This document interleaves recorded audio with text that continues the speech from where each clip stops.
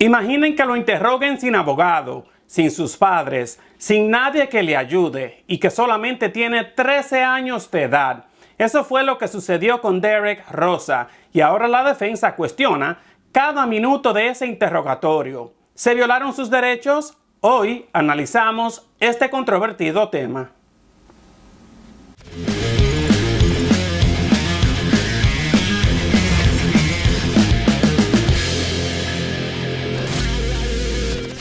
Hola, ¿qué tal? Muchísimas gracias por su sintonía. Hoy me gustaría tratar un tema relacionado con el caso de Derek Rosa, el chico de 14 años de edad acusado de asesinar a su madre en Hialeah, Florida, el 12 de octubre de 2023. En específico, hablaremos sobre las estrategias que habrían utilizado los detectives durante su interrogatorio cuando Derek supuestamente confesó haber cometido el crimen. Su defensa busca que el juez elimine ese video como evidencia, alegando que se violaron sus derechos. Antes de comenzar, como siempre, me gustaría invitarlo a que se una a esta comunidad. Haga clic en el icono de me gusta, comparta este video y suscríbase a este canal en YouTube. Y una vez que lo haga, recuerde activar el icono de la campanita para recibir las notificaciones de todos mis videos. Como siempre, agradezco su apoyo para seguir cubriendo temas importantes para nuestra comunidad como el de hoy. Enico Más es un proyecto informativo 100% independiente, sin afiliación a medios, corporaciones, partidos políticos o gobiernos. Necesito de usted para seguir difundiendo la verdad. Si usted puede y desea ayudar, simplemente haga clic en el link que aparece en la descripción de este video o en el primero que ve en este canal en YouTube. También puede visitar la página web que tiene en pantalla y allí dejar su contribución. Su ayuda es importante y marca la diferencia. Ahora vamos al caso. Como mencioné en mi último reporte, el próximo 25 de marzo deberá comparecer en corte el padrastro de Derek Rosa, el señor Frank Ramos, para dar explicaciones sobre el origen de imágenes clave en este juicio. En una de esas fotos se puede ver una figura pesada flotando encima de la víctima, Irina García. Según la defensa, esas imágenes nunca fueron extraídas directamente del monitor para bebé colocada en la habitación donde ocurrieron los hechos, sino enviadas electrónicamente al detective Joseph Elosegui por Frank Ramos. En una moción presentada ante el juez, la defensa cuestiona el origen de esas fotos y busca lograr que no sean admitidas como evidencia en el juicio, alegando que la policía aún no había confiscado la cámara cuando Elosegui las obtuvo. Si los oficiales hubieran tomado posesión del dispositivo cuando estuvieron en la escena del crimen, esa cámara podría haber sido una pieza clave en la investigación. Pero eso no es todo. La defensa también busca excluir del juicio el video del interrogatorio de Derek Rosa, argumentando que se violaron sus derechos al ser cuestionado sin la presencia de un adulto, tutor o un abogado. Hay quienes creen que los detectives pudieron haber presionado a Derek para obtener una confesión falsa. Para entender mejor cómo funcionan estos interrogatorios, contacté al sargento Johnny Núñez, retirado del Departamento de Policía de la ciudad de Nueva York. Sargento Johnny Núñez, muchísimas gracias por acompañarme desde nuestra patria. Sargento, ¿es legal interrogar a un chico de 13 años de edad sin la presencia de un padre, tutor o un abogado? Desde República Dominicana esta vez. Mira, cada estado tiene su propio protocolo en lo que tiene que ver con entrevistas e interrogatorios, y especialmente cuando se trata de menores. Aunque esto sucede en algunos estados, no es lo recomendable desde el punto de vista legal. Por ejemplo, aquí en el estado de Nueva York se requiere la notificación y presencia de los padres y la presencia de un abogado. La policía tiene que hacer un esfuerzo razonable de hacer esa notificación a los padres antes de proceder con un interrogatorio a un menor. Y si lo hace, debe estar presente un abogado. Cuando se trata de un menor de 13 años, Primeramente, aquí en Nueva York, el cargo de muerte en primer grado no sería factible, no sería posible, ya que aquí en la ciudad un imputado tiene que tener mínimo 18 años para formularle un cargo de muerte en primer grado, pero en otros estados es diferente. Por ejemplo, en la Florida, la edad de 14 a 17 años a un menor dentro de estas edades que se le acuse y se le formulen cargos de muerte en primer grado, el estado de Florida exige que se le trate como un adulto ante la ley.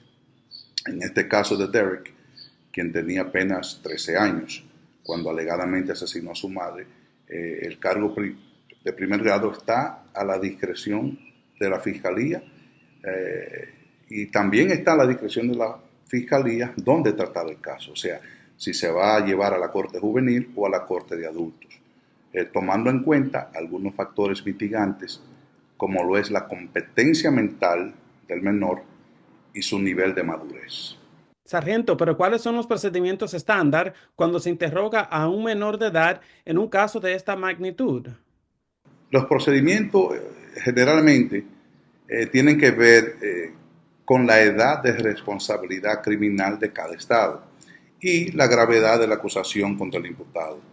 Esto determina si se va a tratar al imputado como juvenil en la corte juvenil o se va a llevar ya a una corte criminal y tratado como adulto. Por ejemplo, aquí en Nueva York, que es donde más conozco, ¿no? Por muchos años, esta edad de responsabilidad criminal era de 16 años. Si tú cometías un crimen de 16 años, ya automáticamente ante la ley se te trataba como un adulto en la corte criminal. Ahora, con la nueva reforma que se hizo a partir de abril del 2019, esta edad de responsabilidad criminal se incrementó a los 18 años. Por ejemplo, antes, un menor de 13 años que cometiera una muerte podía ser tratado como un adulto también aquí en el estado de Nueva York antes de la ley, pero ahora ya eso no es válido. En ese entonces, previo al 2019, si tenía 14 o 15 años y cometía algún crimen violento, algunos crímenes violentos como robo, como hurto, como delitos sexuales, también automáticamente se trataban en la corte criminal como adultos. Pero en este caso, en la Florida, tenemos que de 14 a 17 años, incluyendo a un niño de 13, a la discreción de la fiscalía, como es en este caso de Derek, sí se puede tratar como un adulto cuando se trata de un crimen de esta magnitud. Generalmente, en la mayoría de los estados sí se mantiene cierto protocolo, como por ejemplo tener a estos jóvenes separados de los adultos, y se recomienda la presencia de los padres ante un interrogatorio, como también se exige la presencia de un abogado. ¿Y cómo puede influir la ausencia de un adulto en la validez de la confesión obtenida? Sí, mira, cuando no está un pariente presente en un interrogatorio a un menor, por ejemplo, ya estamos hablando de una persona de 13 a 17 años, sí, hay factores mitigantes que pueden afectar un interrogatorio a solas con un menor, especialmente si no está, como acabo de decir, un pariente presente. Por ejemplo, ¿qué nivel de competencia mental y de madurez tiene el joven? ¿Qué tan claro el joven entiende lo que son el concepto de Miranda, su derecho Miranda, si ya está en custodia y se le va a interrogar, que son derechos fundamentales civiles que tiene cada ciudadano de aquí de los Estados Unidos? Y otros deberes civiles que tiene la persona, o este menor en este caso, por ejemplo, el derecho de la quinta enmienda, de permanecer callado. O sea, entonces la pregunta es, ¿qué tan susceptible las tácticas utilizadas por los interrogadores? Entonces el menor se puede considerar susceptible porque no tiene la madurez. Se pregunta entonces, ¿fue coaccionada la confesión? ¿Fue una confesión falsa? Etcétera, etcétera. Un fenómeno común. Hay muchas personas en cárceles porque confesaron de manera falsa haber cometido un crimen y eso puede influir. Han habido casos, por ejemplo, en North Carolina, en el 2011,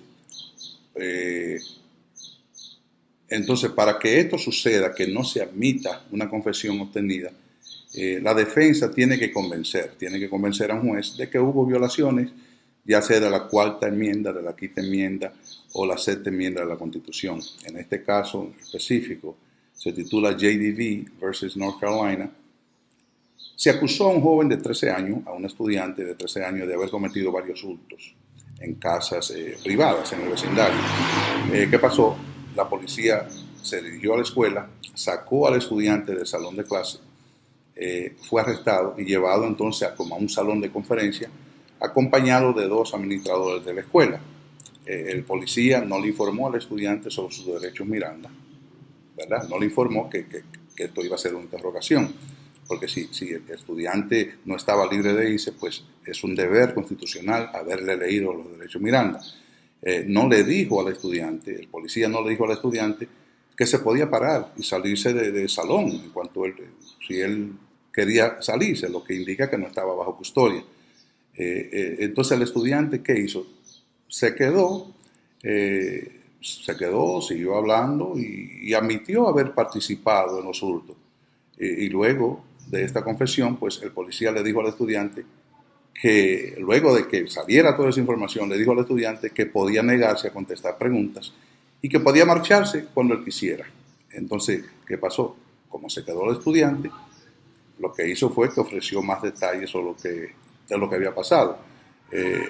Cuando se fue a la corte de primera instancia, pues se aceptó esa evidencia y hubo una apelación. Entonces, luego en la Corte Suprema del Estado, luego de la apelación, la Corte dictaminó que no fue apropiado por parte del juez de la primera instancia haberle negado a la defensa que excluyera la evidencia de confesión a la policía, diciendo que los niños no se miran como adultos por su relativa inmadurez y la falta de experiencia. Por tanto, la Corte en ese caso ordenó al primer juez que reconsiderara esa pregunta y que tomara en consideración la edad del estudiante en ese momento y el entorno del estudiante en el momento que se dio esa confesión. Sargento, ¿y es común que la policía presione a menores para obtener una confesión? ¿Cómo se diferencia un interrogatorio adecuado de una coerción? Bueno, mira, siempre y cuando la policía llene los requisitos legales para una interrogación, pues van a usar las tácticas que aprenden, todas las tácticas de interrogación, incluyendo mintiéndole. Todo eso es posible en un interrogatorio. Por ejemplo, la grabación en video de estas interrogaciones son cruciales para valorar si las tácticas usadas por los investigadores pues, fueron usadas de manera apropiada. Si se demuestra que hubo coerción, pues esto obviamente va a favorecer a la defensa. ¿Y bajo qué circunstancias un interrogatorio como este podría ser excluido del juicio? Si se va a excluir, por ejemplo, un interrogatorio o no, todo eso va a depender, nueva vez, de si la defensa logra convencer al juez de que la evidencia o este interrogatorio debe ser inadmisible. Entonces todo va a depender de qué dictamine el juez basado en la presentación que haga la defensa.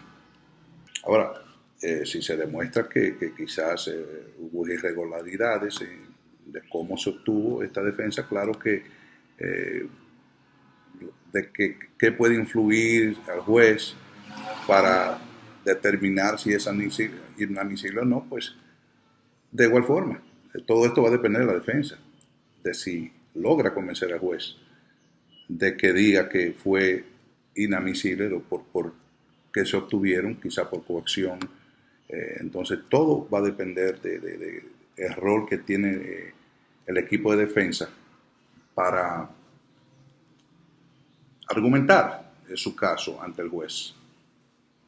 Desde su experiencia, Sargento Núñez, ¿qué elementos en una llamada al 911 pueden indicar que alguien está siendo obligado a hablar o seguir un guión? Bueno, sí, mira, en una llamada al 911, ya sea de una víctima cuando llaman en momento de crisis,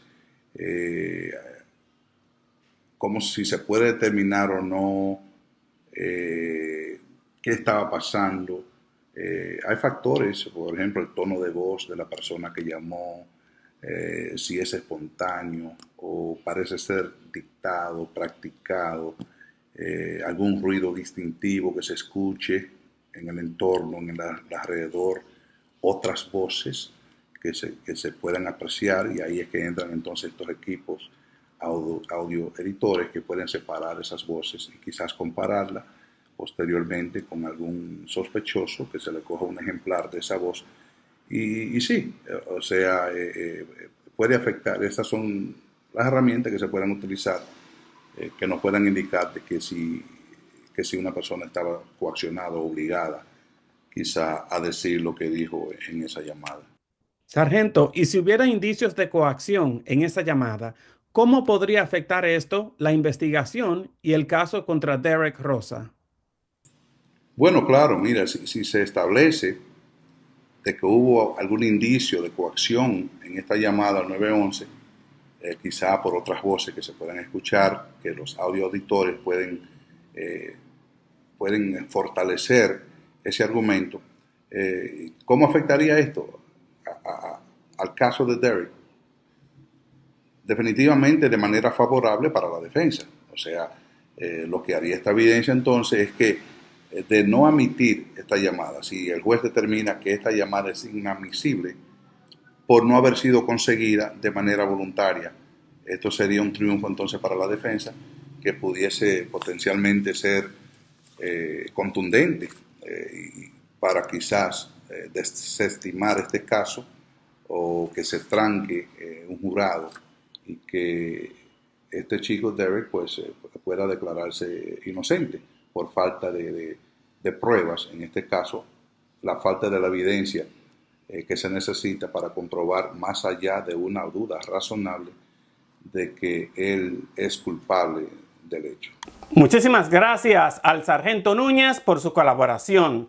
Derek Rosa enfrenta un cargo de asesinato en primer grado por la muerte de su madre, Irina García. El joven será juzgado como adulto y se expone a una pena máxima de cadena perpetua. Su juicio podría comenzar en mayo. Nosotros en Enicom+, por supuesto que estaremos pendientes de todo lo que suceda y les estaremos trayendo toda la información conforme vaya saliendo. Eso es todo por hoy, agradeciéndole su tiempo y su confianza, invitándolo a que haga clic en el icono de me gusta y a que comparta este video. Y nunca olvide suscribirse a este canal en YouTube. Nos vemos en una nueva edición de Enicom+, un breve informativo, siempre con la verdad. Deseándoles a todos un buen y bendecido fin de semana. Hasta la próxima.